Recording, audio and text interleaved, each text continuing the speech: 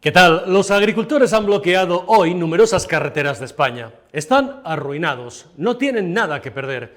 Se han convocado por redes sociales al margen de los sindicatos agrarios oficiales que negocian con el ministro Planas y que también van a protestar en los próximos días. Mientras, Cataluña se seca y Barcelona está sin agua. Todo muy de progreso, la típica ruina del socialismo. Una cosa y otra es la consecuencia de las lamentables políticas ideológicas de la izquierda, en particular del PSOE y Zapatero, y de los lobbies ecologistas, de ecologetas de salón, que han dictado las políticas agrarias, medioambientales y de agua en toda Europa para beneficiar, eso sí, a grandes grupos industriales y gente muy rica, a costa del campo y la excusa de la transición verde. Hay que cuidar el planeta, pero no a costa, desde luego, de la propia vida de los humanos que lo habitamos. En el campo español llueve sobre mojado desde hace 40 años. España sufrió en los años 80 una brutal reconversión agraria, ganadera, pesquera e industrial para satisfacer el egoísmo de nuestros socios europeos y poder entrar en la Comunidad Económica Europea.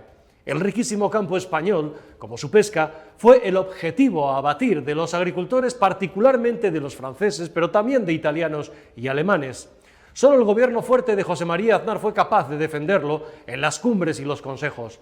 La debilidad de los restantes, incluido Felipe González, pese a su influencia europea, vendieron en cada PAC, en cada cumbre, en cada consejo a nuestros agricultores y ganaderos.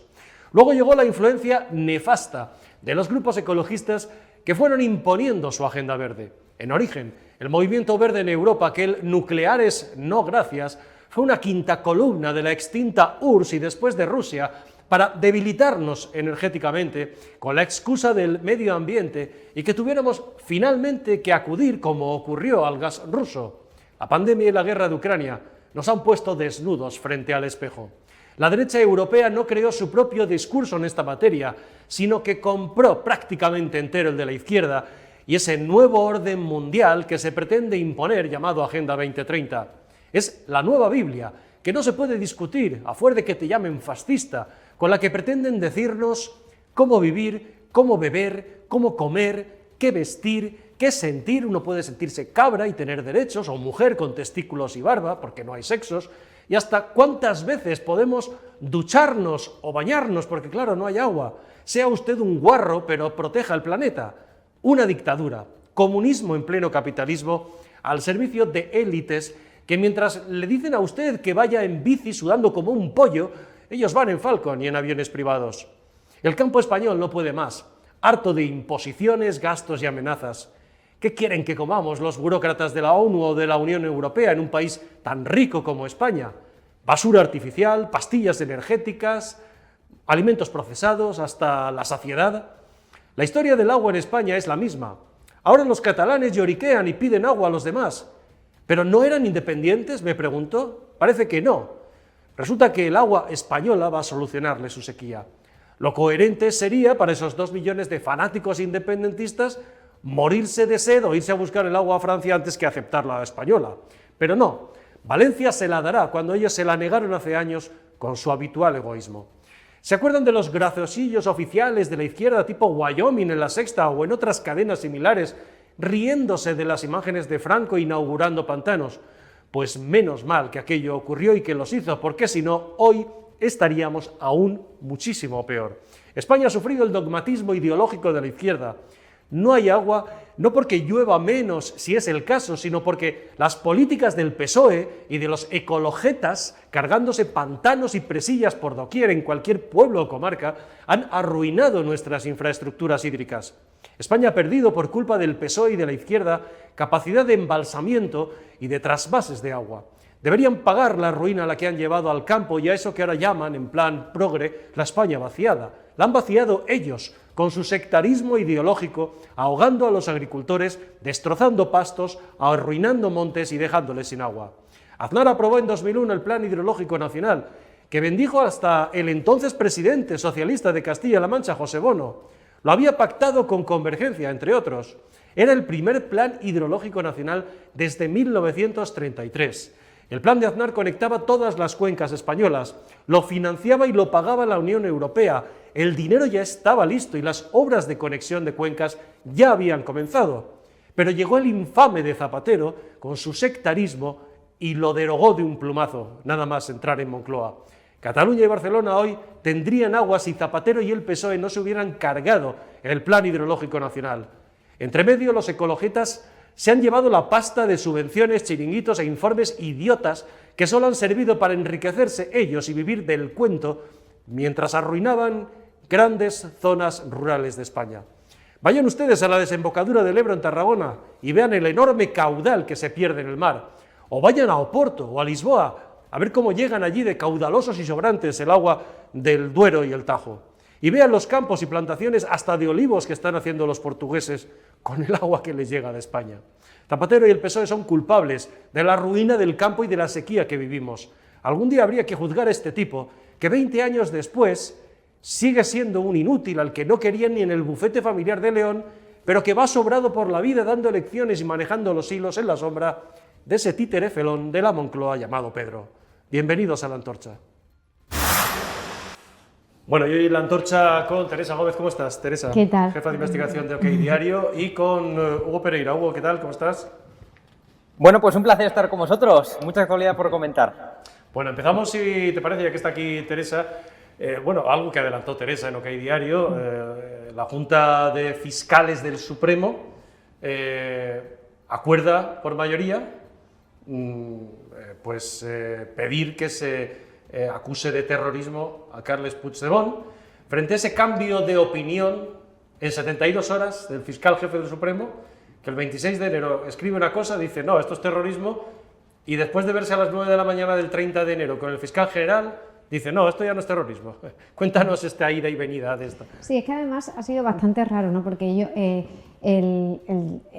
todo el mundo pensábamos al principio que el fiscal iba a decir, Álvaro Redondo, que efectivamente había terrorismo, ¿no? Porque eso es lo que nos había llegado y además no tenía ningún tipo de duda de que la causa, una la tiene que asumir el Supremo porque son aforados los investigados, y además de eso iba a decir que efectivamente la causa debía seguirse por el delito de terrorismo y no por desórdenes ni cualquier otro delito, ¿no? Entonces resulta muy llamativo que de repente decidiese cambiar ese escrito. No sabemos si es que le han prometido algo, tenemos que tener en cuenta que ahora mismo no es fiscal de sala. Resulta curioso que después de reunirse con el fiscal general elabore un escrito totalmente contrario a la inicial, es decir, una persona no cambia de criterio en 72 horas, ha estado durante bastantes semanas redactando ese informe como para saber realmente por qué argumentaba jurídicamente que efectivamente había terrorismo, para que 72 horas después se desdiga de todo lo que había plasmado en ese escrito y después de reunirse con el fiscal general decidiese cambiar su criterio, ¿no? Y ese informe iba a ser votado, o ha sido votado de hecho hoy martes, por la Junta de Fiscales formado por la sección segunda, que no sé por qué todos los medios dicen sección primera, en la sección segunda de lo penal, que está compuesto por 15 fiscales del Tribunal Supremo. Los fiscales del Tribunal Supremo pues es la mayor categoría a la que puede llegar un fiscal, ¿no? Ser fiscal de sala y fiscal del Tribunal Supremo es lo mayor, ¿no? Y de estos 15, lo que adelantamos en OK Diario era que iban a tumbar los fiscales por mayoría ese escrito, ese segundo escrito, en el que se oponen a investigar a Carles Puigdemont por terrorismo. Bueno, pues después de un extenso debate que comenzó a las 10:15 de la mañana y no ha terminado hasta casi las 2 del mediodía, efectivamente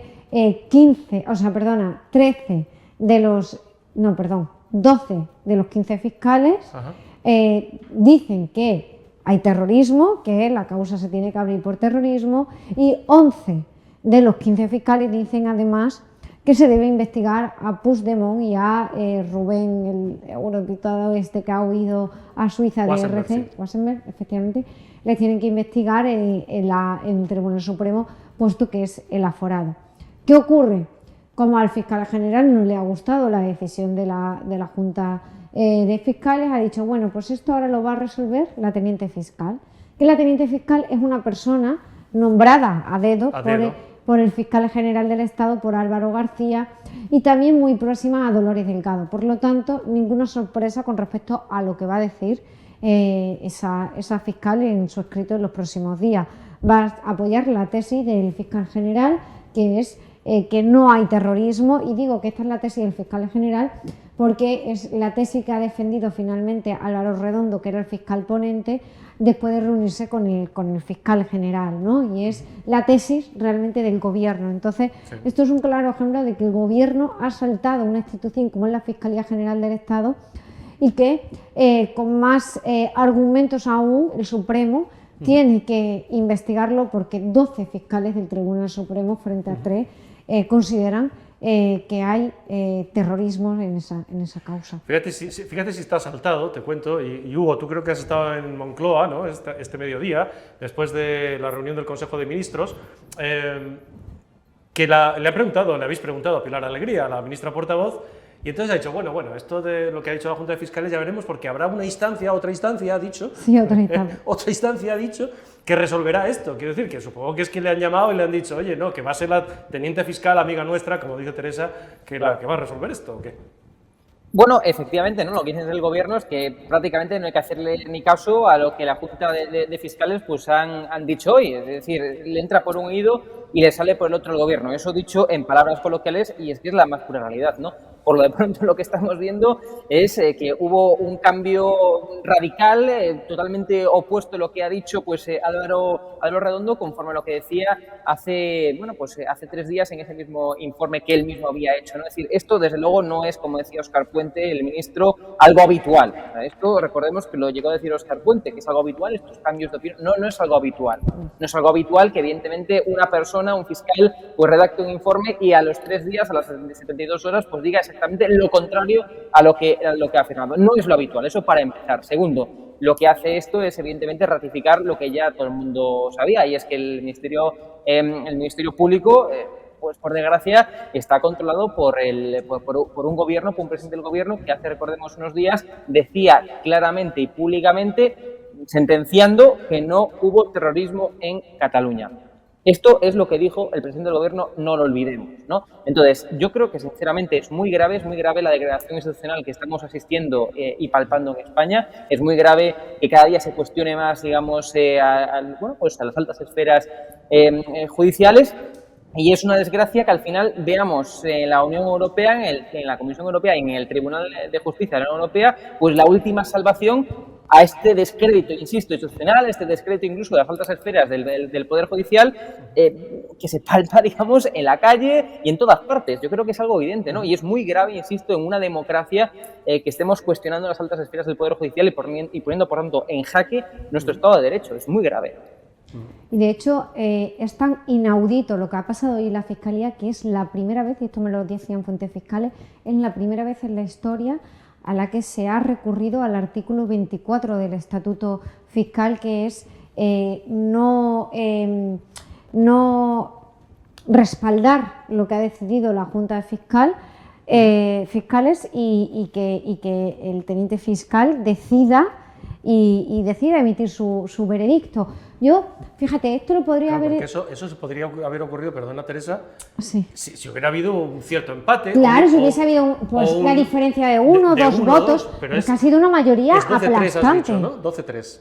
Ha sido 12-3. 12-3 ven delito de terrorismo y 11-4 ven que además el delito de terrorismo lo ha cometido Carles Puigdemont, o posiblemente Carles Puigdemont, por lo tanto tiene que ser investigado en el Tribunal Supremo, ¿no? Entonces, esto de abocar al artículo 24 del Estatuto de la Carrera Fiscal, del Estatuto Fiscal, es la primera vez en la historia que se hace. Y se ha hecho pues porque Sánchez sí o sí quiere llevar la razón, y Sánchez tiene asaltado totalmente cuando él decía hace unos años de quién depende la Fiscalía. Es que no se equivocaba, por supuesto, que la Fiscalía dependía de Sánchez y depende de Sánchez, y lamentablemente el Ministerio Público es una institución que está totalmente asaltado en manos del gobierno. Sí, lo tiene muy interiorizado el presidente del gobierno. Cuando dijo aquello realmente se le escapó lo que pensaba realmente y lo que ha ejecutado después. Te pregunto, lo normal, la costumbre es que el instructor suele hacer lo que la Fiscalía le indica, pero no siempre ocurre. ¿Y qué van a hacer ahora cuando le digan al instructor no es terrorismo? Se supone que lo va a hacer la teniente fiscal, que es una amigueta del gobierno. ¿Qué va a pasar? Pues mira, si solamente estuviese acusando el Ministerio Fiscal, el Supremo no podría hacer nada, porque solamente tienes una parte que acusa, la parte que acusa no ve terrorismo, no tienes más opciones. Pero en este caso, como hay acusaciones populares y acusaciones particulares, como es en el caso de populares de Vox, de Dignidad y Justicia, y en el caso de los particulares han sido las propias víctimas, los dos policías, el Supremo estas acusaciones van a pedir, ¿no? Seguramente que sí, que se investigue por terrorismo, que es diferente a lo que dice, a lo que dirá el Ministerio Fiscal. Por lo tanto, el Supremo puede decidir una cosa o puede decidir la otra, porque tiene varias acusaciones, tanto particulares como populares, y luego está el Ministerio Fiscal, que cada una le pide una cosa. Yo sí que aconsejo que mañana leáis OK Diario. Mañana leeremos, como siempre, a Teresa y OK Diario, porque seguramente nos dará las claves, como siempre, como ha ocurrido con la reunión, sin ir más lejos ahora, de la Junta de Fiscales del Supremo, de lo que va a ocurrir. Bueno, hablamos de las protestas de los agricultores que están bloqueando numerosas carreteras españolas. Son protestas, como decíamos, de la llamada Plataforma 6F. Ha sido convocada a través de redes sociales, como suelen ocurrir estas cosas, por una agricultora valenciana, Lola Guzmán, y a partir de ahí eso corrió al margen de las reuniones que están celebrando los sindicatos agrarios con el ministro Planas, los propios sindicatos agrarios, los oficiales, ASAJA, COAG, etcétera, que bueno, que van a plantear, y UPA, que van a plantear sus propias protestas. Pero yo quiero que, antes de entrar en las cuestiones, veáis cómo explicaba Lola Guzmán, esta agricultora, con la tradición familiar, además, que arrastra ella de campo, de muchas horas de trabajo y de familia, la ruina del campo español y cómo afrontaba precisamente el éxito probablemente inesperado de la convocatoria a través de las redes sociales. Estoy muy emocionada, estoy muy feliz, porque por primera vez los hermanos estamos unidos. Estoy feliz. Hablaba esta mañana por videollamada con todos mis compañeros. Les he comunicado, porque ha sido una sorpresa muy grata para mí, que Carmen me llamara y que me dijera: Lola, he estado siguiéndote por las redes, te miro a la cara, te miro a los ojos y aquí me tienes, y aquí tienes al gremio de pesca. Nosotros nos unimos con los compañeros de Plataforma. Plataforma del transporte es muy importante para tener más fuerza, porque cuando haya desabastecimiento en los lineales de los supermercados, cuando falte combustible en las gasolineras, entonces ahí es cuando a lo mejor el gobierno ya va a ver que vamos en serio, nos va a respetar, pero ya lo hemos dicho tanto mi compañero de Plataforma como yo, no hay marcha atrás. No hay marcha atrás. Yo no me voy a ir si mis compañeros de transporte no consiguen nada. Nosotros no nos vamos a retirar si Agricultura y Pesca no consigue nada. Aquí estamos para representar todo el compañero agricultor y ganadero y de pesca. Y por favor, desde aquí hago un llamamiento: no os rindáis, no alquiléis vuestras tierras a esas malditas placas solares que contamina menos una nuclear, que esa plantación de cristales negros que nos van a achicharrar, que nos están controlando hasta el cambio climático ellos. Aquí llueve cuando ellos deciden. No os rindáis, esta gente mayor, por favor. Viene una nueva generación de jóvenes agricultores y ganaderos con mucha fuerza a coger el relevo de nuestra gente mayor. Yo estoy muy emocionada porque tengo dos luceros muy grandes en el cielo que me guían. Mi abuelo agricultor, que sé lo que es la tierra, y mi padre ganadero. Mi abuelo cubría de padre cuando mi padre se levantaba a trabajar con 700 ovejas que llevaba, y se levantaba a trabajar con la luna y volvía con la luna y yo casi no lo veía. Mi padre, cuando yo nací, tardó 5 días en venir a verme al hospital porque mi madre se puso de parto y se pusieron de parto 1000 ovejas también. Entonces sé de lo que hablo, sé lo que digo y no voy a fallar a nadie de todos ellos. Pido mucha fuerza, mucho ánimo, no os deshinchéis, compañeros, tenemos que unirnos al transporte, al día 10 y hacer una piña, que nos van a respetar, os doy mi palabra que nos van a respetar. Bueno, esa es la historia de tantos agricultores en España, la tradición familiar, ¿verdad, Hugo? Que es durísimo ver cómo de abuelos a padres, de padres a hijos, el campo va hundiéndose y va arruinándose por las políticas que se han seguido y el dictado tanto de Bruselas como de agendas que no están precisamente al servicio del campo. Hoy el Gobierno ha dicho, creo que el ministro Marlaska, el Gobierno está al lado del campo y siempre lo va a estar, ¿no? Bueno, el ministro Marlaska y todo el gobierno, ¿no? Hoy tiró de chequera, pero sin embargo no se reúne con ninguna de las asociaciones, ¿no? Que están reclamando pues ayudas y mejoras por la situación del sector primario. Es inhumano que tantos y tantos y tantos agricultores y ganaderos trabajen a pérdida. Es del todo inhumano y esta es la realidad. Es decir, hay tantos, ya no solamente en España, sino que incluso en toda la Unión Europea, millones de agricultores y ganaderos que están trabajando a pérdidas, que no obtienen ningún tipo de beneficio y que, por tanto, están trabajando a pérdidas. Y es verdaderamente una situación, como decía, inhumana. Además, también yo creo que se está enfocando mal el debate. Es decir, aquí el debate no es si los agricultores y ganaderos están en contra o no de respetar y de mejorar el medio ambiente. Es decir, los primeros interesados en que el medio ambiente siga existiendo y que digamos, por tanto, que el futuro del campo pues siga siendo beneficioso son los ganaderos y agricultores, que es su materia prima. Aquí yo creo que el debate es, ¿son los agricultores y los ganaderos pues administrativos? Es decir, tienen que saber tantos y tantos trámites para poder conseguir ayudas que, insisto, que ni tan siquiera saben cómo conseguirlas. Es decir, hay una burocracia extensa, no, lo siguiente, que impide en muchos casos incluso acceder a esas ayudas, además condicionadas, ¿no? Pues por toda esa política medioambiental de la Unión Europea que, insisto, no es que no la quieran cumplir en muchos casos, porque son los primeros que quieren conservar y preservar el medio ambiente, sino es que son hasta incapaces de acceder a esas ayudas porque no saben ni cómo hacerlo. Una burocracia completamente insorteable, ¿no? Entonces yo creo que esta al final es la clave y es la base, ¿no?, de las reivindicaciones de los ganaderos y de los agricultores. Lo que estamos es asistiendo pues a un gobierno de España que, por desgracia, tira de talonario, y anunciaron desde el gobierno pues ayudas a 140.000, ¿no?, decían, agricultores y ganaderos, pero que no se ha sentado ni se ha reunido ni ha escuchado, por tanto, las reivindicaciones de todas estas organizaciones de agricultores y ganaderos que están en manifestación, ¿no? Es una desgracia. Teresa, tu opinión.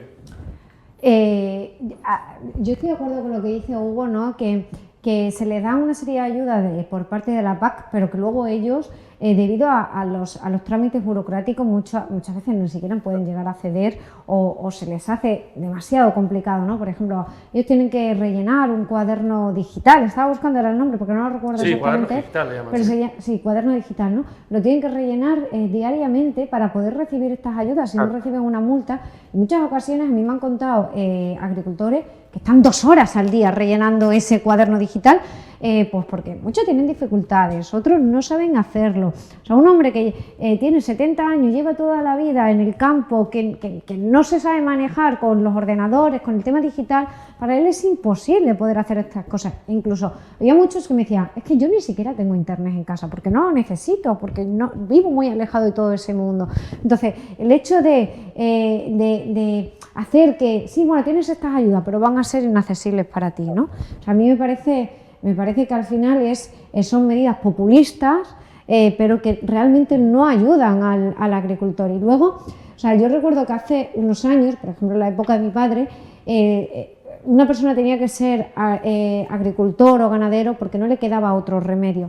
Realmente ahora los agricultores o los ganaderos que vemos de nuestra generación son porque para ellos es una profesión totalmente vocacional, porque incluso en su familia les recomiendan que no sigan ese mundo, que no sigan la tradición, porque no tienen ningún beneficio del sector primario y no van a poder seguir adelante. Entonces, las personas que actualmente se dedican al campo y a la ganadería es porque les gusta, sabiendo incluso el sacrificio que esto conlleva. Y si seguimos alimentando unas políticas que ellos, como decía Hugo, no están en contra de las políticas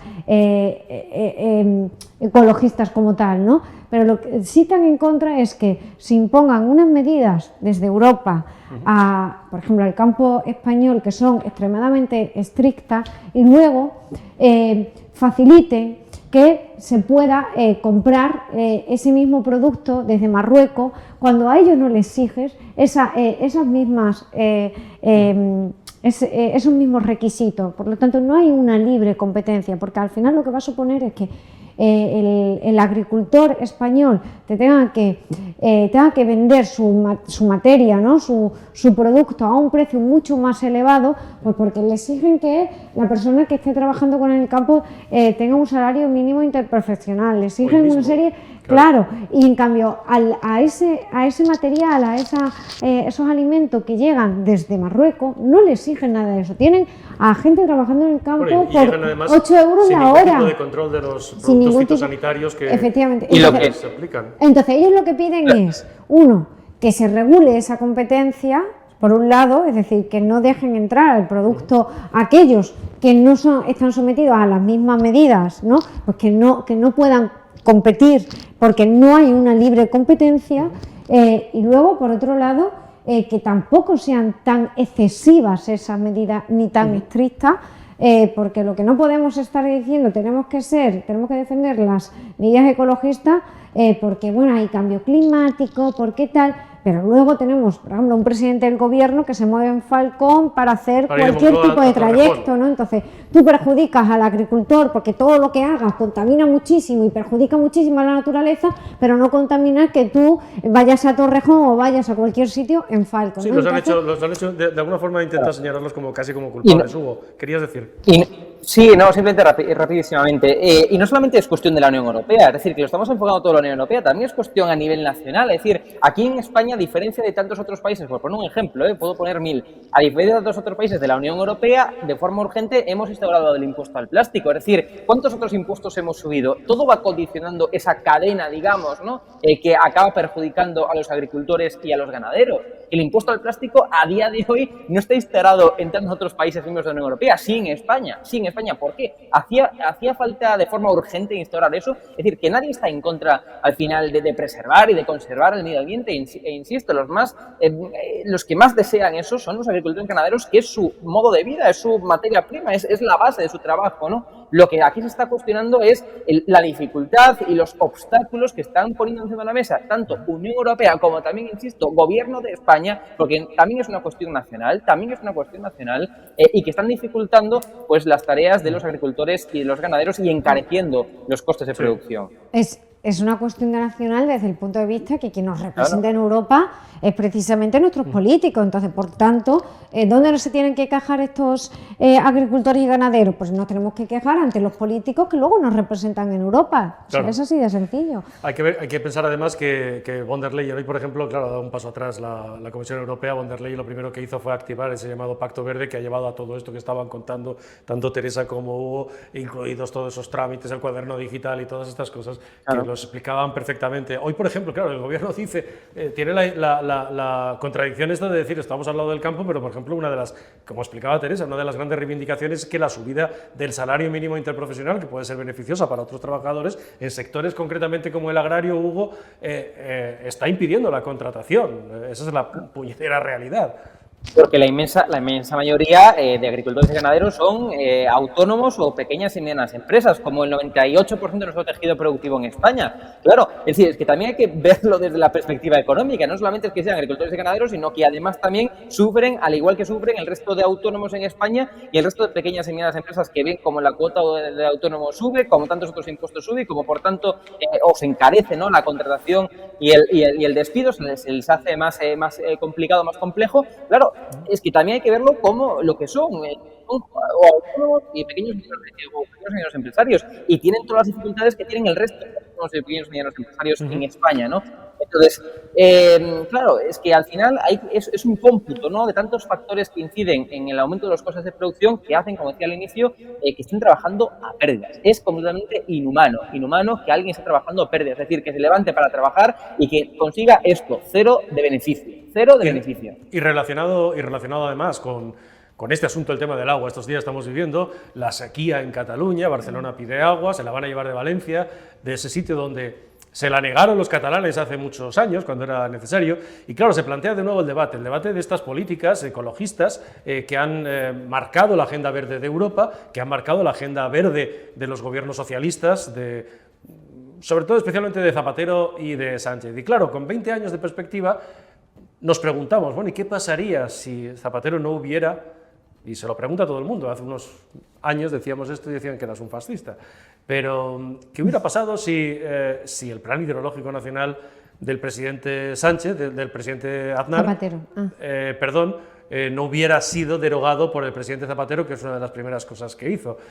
Y Aznar ayer mismo en la Universidad Francisco de Vitoria recordaba lo que hubiera supuesto ese plan hidrológico nacional. Hoy Cataluña y Barcelona tendrían agua. Yo creo que lo único que tiene Madrid, lo único que no tiene Madrid es mar. Por ahora. Todo se andará. Por ahora. Vamos a ver lo que pasa. Pero en el tema del agua yo quiero decir una cosa que es importante, porque lo que ha dicho Salvador es muy importante, pero yo quiero recordar que en el año 2001 el gobierno que yo presidía aprobó un plan hidrológico nacional. Ese plan hidrológico nacional conectaba todas las cuencas de España, suministraba agua al Levante español y era el abastecimiento de aguas de Barcelona. Ese plan fue aprobado por la Unión Europea, estaba financiado por la Unión Europea, habían empezado las obras y ese plan fue suspendido por razones ideológicas por el señor Rodríguez Zapatero. Si hoy los ciudadanos catalanes tienen que acordarse de alguien por la falta de agua que tiene, ese alguien se llama Rodríguez Zapatero. Que por razones estrictamente ideológicas, y nosotros habíamos decidido pagar el precio que teníamos que pagar electoral por todo eso en otras zonas de España. Eso estaba aprobado por el partido entonces, Convergencia y Unión, y era una inversión muy fuerte. Hubiese resuelto el problema de aguas a Barcelona y el suministro de aguas a Cataluña, conectando todas las cuencas catalanas. Esta es la realidad. El Plan Hidrológico Nacional, aprobado en 2001, estaba financiado por la Unión Europea, las obras habían empezado, comunicaba, como decía el presidente Aznar, todas las cuencas, pero llegó Zapatero y hizo tres cosas nada más llegar, muy llamativas. La primera, la retirada de la guerra de Irak, lo había prometido y se retiró. La segunda, cargarse la ley de educación, que llevaba apenas un mes del gobierno Aznar en vigor. Y la tercera, por compromisos con el PSOE de Aragón y otros PSOEs regionales, cargarse el Plan Hidrológico Nacional. Claro, son responsables, Hugo, de esta historia, responsables directos, el PSOE y Zapatero, de haber hecho lo que hicieron, sin capacidad de visión, por intereses electorales.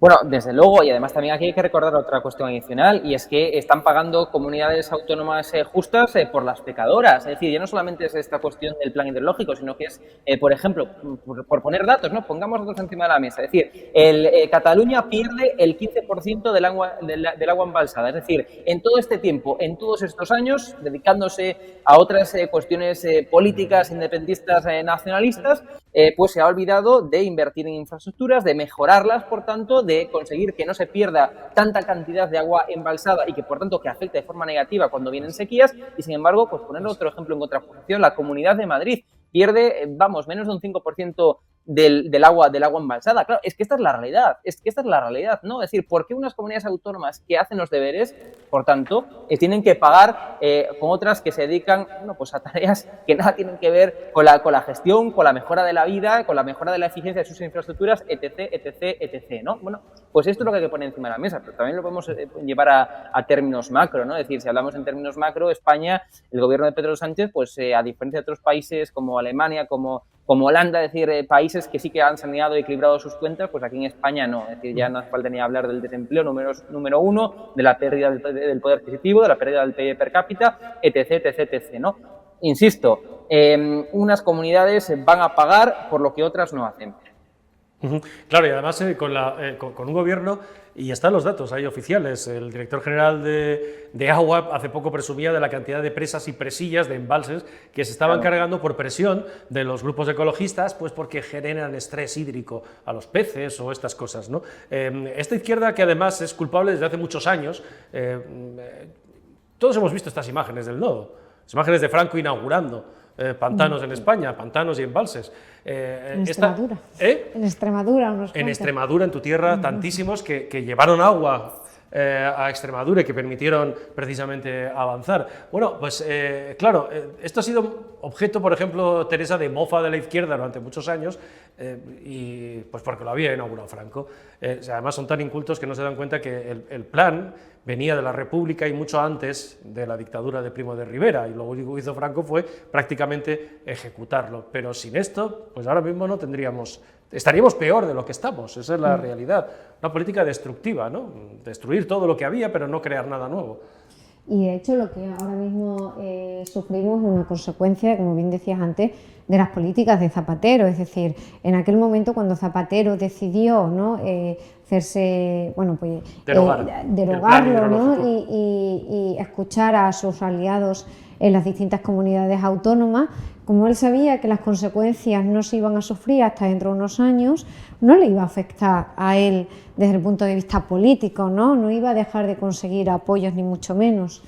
Y ahora, años después, es cuando se está sufriendo, cuando estamos sufriendo esas consecuencias. Por lo tanto, yo creo que es muy importante hacer, como tú estás haciendo, recordar el origen del problema y quién es realmente el verdadero responsable de esto, Además, de la situación actual, porque es muy fácil decir, no, es que claro, hay un cambio climático, lo que tenemos que hacer es dejar de... Pues si llueve menos, lo mejor será tener infraestructuras con las que embalsar agua Efectivamente. y canalizarlas de una cuenca a otra, si es que llueve menos. Pero eso es lo inteligente, pero O como, si llueve de forma como torrencial. tampoco le podemos pedir inteligencia a determinadas personas, pues...